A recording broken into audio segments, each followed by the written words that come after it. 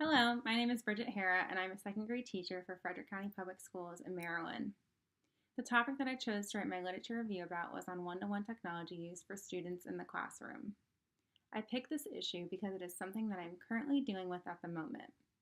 This is my first year teaching in Maryland, and I'm at a non-Title I school. Previously, I've been teaching for 2 years for Frederick County Public Schools in Virginia, at a Title I school that provided one-to-one technology for every individual student. I was intrigued to discover how much of an impact technology would have on student performance in the classroom. Since the curriculum now is based on 21st century learning skills and research projects and so on, I was curious to see if the students who had the one-to-one technology performed better on state testing, since that's online now as well, and how the scores would differ between the students who had it readily available versus the ones who did not.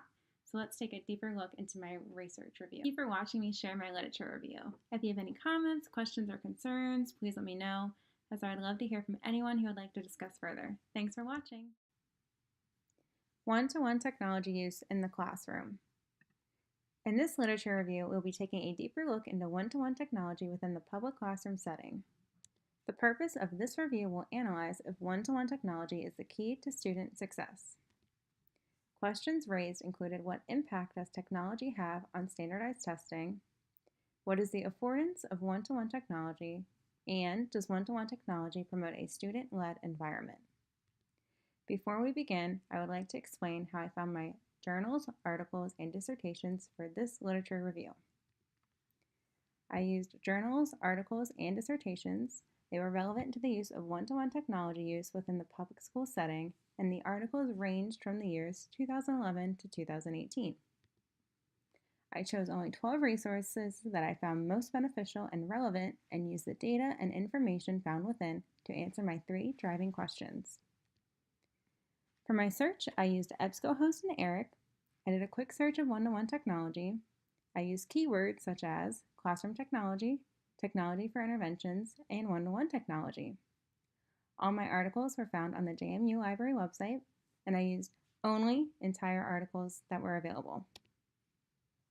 For my summary, I took each article and decided which of the 3 questions it would help to address.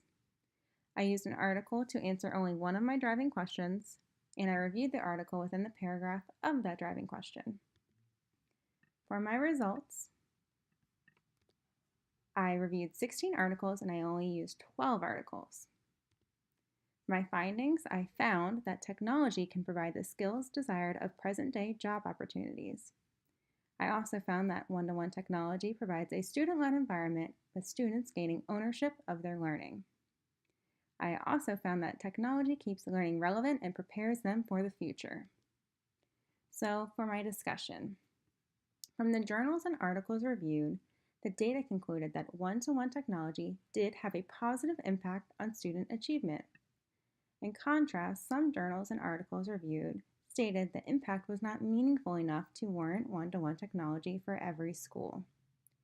My takeaways from question 1, the impact of technology on standardized testing. I found that there are historical findings that say one-to-one technology programs can improve student achievement by an overall size of 0.16 standard deviations. Technology has consistently positive outcomes to this initiative, such as attitude, attention, communication, and specific skills for jobs. My takeaways from question 2, the affordance of one-to-one technology. So the major concern with this initiative is the financing. But technology is well worth the investment in schools. It assists with modifications and accommodations for those students with special needs. It provides professional development in order for teachers to provide the instruction, and it promotes 21st century learning standards. Technology in the classroom is a worthy cause. My takeaways from question 3, one-to-one technology leading to a student-led environment.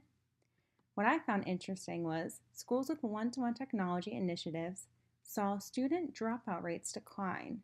More students stayed in school, and that might be the most positive outcome of this initiative. So on to relevance.